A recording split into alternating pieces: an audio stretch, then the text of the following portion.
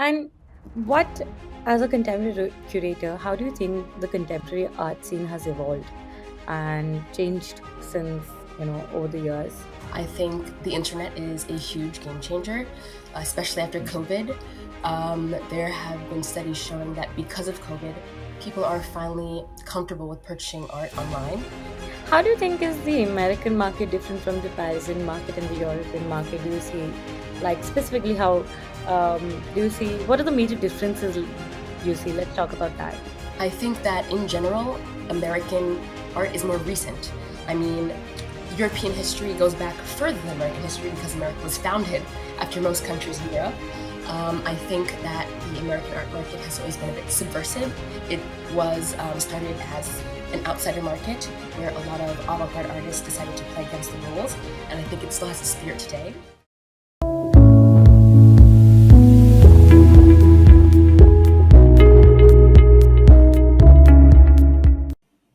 Hey, you guys, welcome back to the Arts to Hearts podcast. And today I have Natasha with me.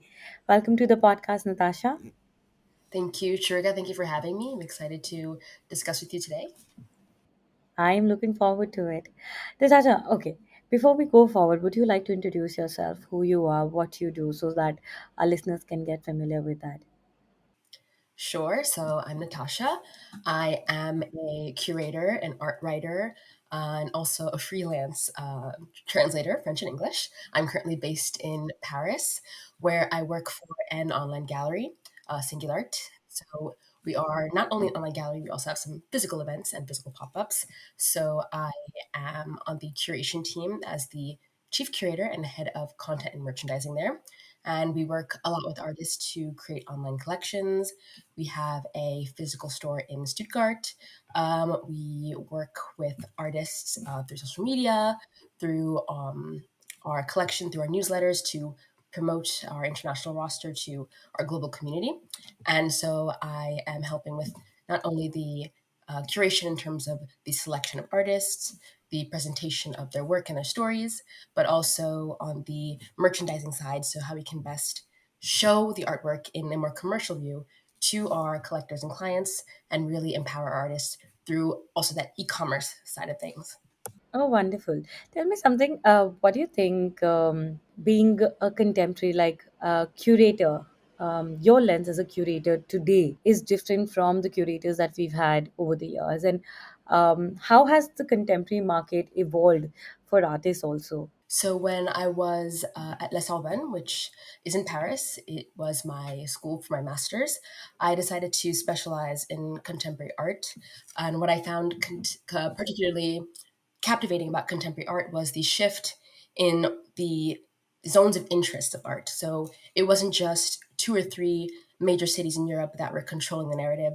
There were artists coming from many regions, Latin America, the Caribbean, uh, Africa. So that was really excited me, and how they were making really a changing platform and really having their voice heard by people all over the world, especially with the rise, of course, of the internet. And my thesis was on Caribbean women artists and how their unique perspectives were changing the voices of contemporary art. So I think I've always had that point of view and perspective in terms of when I curate, in terms of when I select art. It's how can I listen to artists who perhaps are less listened to? How can I promote artists to an audience that they may not have heard of before? And how can I create compelling collections, exhibitions, articles using groups of artists in a way that we can tell their stories either in conceptually or visually. So that's always been my sort of point of view as a curator. And what, as a contemporary curator, how do you think the contemporary art scene has evolved and changed since, over the years? I think the internet is a huge game changer, especially after COVID. There have been studies showing that because of COVID, people are finally comfortable with purchasing art online in a way that they weren't before. So we've seen the rise of online auctions, we've seen the rise of digital and exhibitions, virtual galleries. So I think this has been a huge change. And what's really great about it is it transcends boundaries. You don't have to travel physically to art fairs. You can go online and see artists from all across the world. And I think that's really changed the landscape of art, especially in the past few years. What brought you into the art specifically? What has been your journey? Why did you choose to become a curator? So I guess it started. We can go back to my high school years. My first ever academic experience with art history was in high school, and I took an art history class 101, very basic, as an elective, and I really loved it. I fell in love with the study of art and how the visual had cultural and historical meaning. And I took more classes when I arrived in college for my undergrad. And after taking a few classes, I realized that there were no classes I enjoyed more than those of art history. So I majored in it. And I got my first internships right after college at museums. So I was an intern at the Hirshhorn, which is the Smithsonian's Modern and Contemporary Museum, where I got to research and design my own museum tours. And that really deepened my love, especially for museums, as well as research, as well as art writing, and how to translate the visual arts into storytelling. And then I was also a gallery guide at the Whitney Museum. And after having these experiences with museums, I knew I wanted to take my studies further. So that's what brought me to Paris. I am French American, so I always had this dream to live in Paris. And I thought, why not for my master's? So that's how I ended up at S5E19, where I did my master's in art history and I was specialized in contemporary art. How do you think is the American market different from the Parisian market and the European market? Do you see, like specifically, how do you see what are the major differences you see? Let's talk about that. I think that in general, American art is more recent. I mean, European history goes back further than American history because America was founded after most countries in Europe. I think that the American art market has always been a bit subversive. It was started as an outsider market where a lot of avant garde artists decided to play against the rules. And I think it still has a spirit today. And I think even today, when we look at the contemporary market, the integration of things like cultural studies or activism art, we see a lot of those things that originate in the Americas, not only North America, but also in Latin America and South America. And I think that is what makes that the art market in America quite fascinating. Of course, the European market is historic. It has its place in our history, of course, and I think it's It's more like Renaissance and like Baroque, Art Deco, like all the movements, like, and it's how more sophisticated and like I think I'd say, um, yeah, like culturally more contextual. Yes, and I would say also when you're in a lot of major cities in Europe, you see the art around you. You're walking um, past buildings that were built in, the Baroque era, the Renaissance era, and I think what's great about the European art market or just European culture in general is the remembering a culture, the something as simple as having a sign of where you are that explains the history of a place. Or I always find that so fascinating, and I think especially in France there's a lot of remembering history and acknowledging the architects or the artists who have built the city around us. Did you ever think of yourself becoming an artist? Was that ever like something that you thought about, like, why not paint yourself and like since I was never much of a artist in terms of the actual creating of art. I did take one or two classes in university. It's very difficult. I think what it taught me is that art is not just about this innate talent. It is a lot of work and technique, and it takes practice, and it takes so much to become a master of art, along with talent. But I think I really found my niche and my own art more so in writing or more so interpreting things like painting or sculpture, or how to take a collection of works and create a narrative around it. So maybe that more creative directing or art direction type of creation is more my thing, as opposed to creating actual art, which I respect artists so much for. what is exciting for you now as a curator? Like, I think, like, I can say from an artist perspective, like I can see how many things have changed from before to now, how the landscape has changed. But I'd love to hear from you as a curator, also moving from America to Paris. How has that opened up your thought process sometimes when we move from place to place, like, a lot of cultural background changes, people behavior changes, like your role as a curator in contemporary art scene. What do you think, how has that evolved actually? I think that in my own role as a curator, I take a lot of aspects from my American culture and a lot of aspects from my French culture. So, for example, in my American culture, I always love to find what's new, what's fresh, what's avant-garde, what's happening that's a bit on the zeitgeist. And then with my French culture, I love analyzing what references from history, what is the artist taking from the past and reusing. So I think using the different aspects of culture is really interesting in the way people analyze art. I'm also Haitian, so I think that view of Haitian history with the Haitian Revolution and the bright music and food, things like that always make me also analyze art for its colors, its emotion, and even things like voodoo, which is found in Haitian art, like the religion and the landscapes. I always find so I think being in different cultures and even cultures that are not my own, traveling really inspire me to look at art in different ways. So I think it's just being shaped by not only my own cultures, but traveling and experiencing new cultures, new perspectives. I think that's one of the most important things in life. So I think that's reflected also in the way I search for art, the way I try to experience art, and how I try to organize exhibitions, collections, and promote artists. And how do you think your really how as a young curator, your relationship, building relationship with artists, working with artists, what is your approach to it? I think working for an online gallery, the best tool we have is the internet. So, and also a large database of artists who we represent on our website. So, we've been able to do a lot of studio visits to create content for our social media, for our newsletter. And I think that being internet savvy and using our platform to meet and discover and promote artists has been really great as a young curator. I think also people my age, meeting other young curators, meeting my peers who are students and who are now working in the art world, keeping up with them and what they're up to has also been really great in terms of the museums that they are working at or even the collectives that they're founding. So that has been another way that I think being young, you're always quite excited to create a community.